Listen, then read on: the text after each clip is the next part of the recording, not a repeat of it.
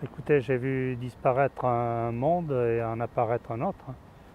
Donc c'est une transformation.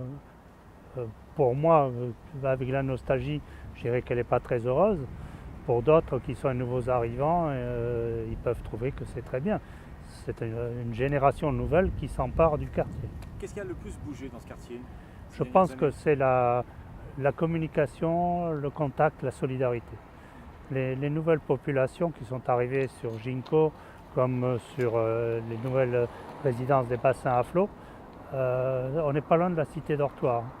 Parce que quand on leur vend des appartements, on leur dit surtout n'allez pas vers Bacalan historique, restez au niveau du garage moderne, de la cité du vin. Le reste, c'est pas intéressant.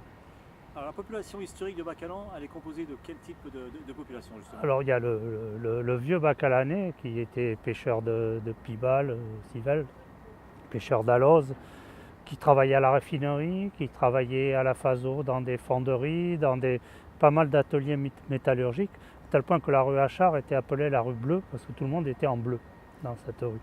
Et ça a été ce sont les historiques. Après, dans les diverses mutations de Bordeaux, les populations qui ont été déplacées l'ont été pour beaucoup quand elles étaient pauvres. Elles l'ont été vers Bacalan, à savoir Mériadec, les démolitions de tous ces quartiers que l'on a refaits.